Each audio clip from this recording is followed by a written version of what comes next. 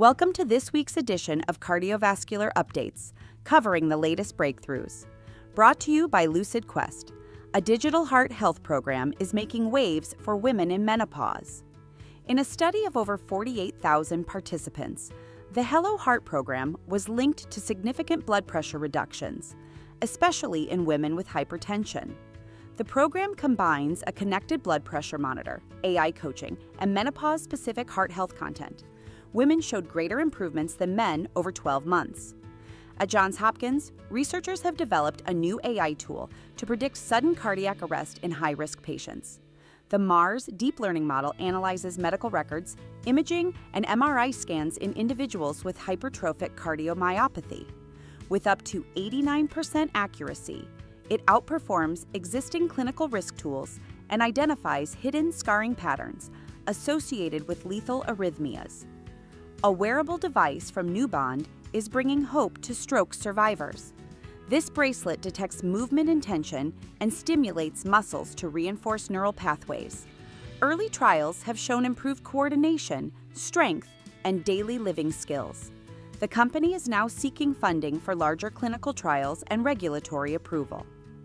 In interventional cardiology, the first patients have been enrolled in the Magical SV trial. This study will compare a sirolimus-coated balloon to drug-eluting stents for treating small coronary vessels. The trial aims to recruit 1,605 patients across the U.S. and Europe, potentially offering a metal-free PCI strategy for complex small vessel disease. From Japan, registry data support the use of transcatheter edge-to-edge repair, or TEER, in patients with atrial functional mitral regurgitation. Compared with medical therapy, TEER was linked to a 35% lower risk of death or heart failure hospitalization. This survival benefit was sustained over 3 years and was most pronounced in patients with minimal residual regurgitation, offering a low-risk alternative for elderly patients not eligible for surgery. The shortcut leaflet splitting device has been granted a CMS New Technology Add-on Payment designation.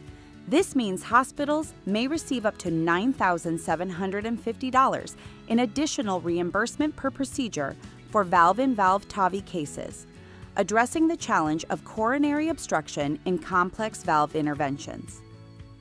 The Victorion-Intervention trial has launched to evaluate whether twice-yearly inclisiran can reduce cardiac and limb events after revascularization. Targeting 6,000 participants across 250 U.S. sites, the study could shift standard care toward earlier, more aggressive LDL-lowering therapy. A next-generation heart patch known as RC patch may revolutionize heart repair.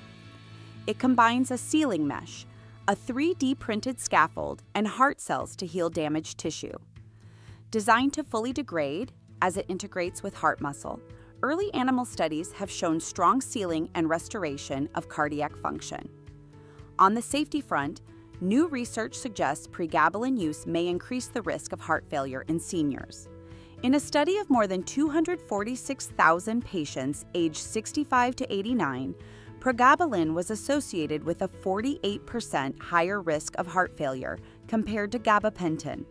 The findings highlight the importance of cautious prescribing in elderly patients with chronic pain. Finally, artificial heart technology is moving forward at speed. The Bivacor Total Artificial Heart System has been accepted into the FDA's Total Product Lifecycle Advisory Program, or TAP. This magnetically levitated pump is designed for end-stage heart failure patients awaiting transplant and follows the success of the first-in-human implant. Expanded clinical trials are now on the horizon. Stay ahead in cardiovascular research. Like, share, and subscribe for weekly updates. Visit lqventures.com or email us at info@lqventures.com.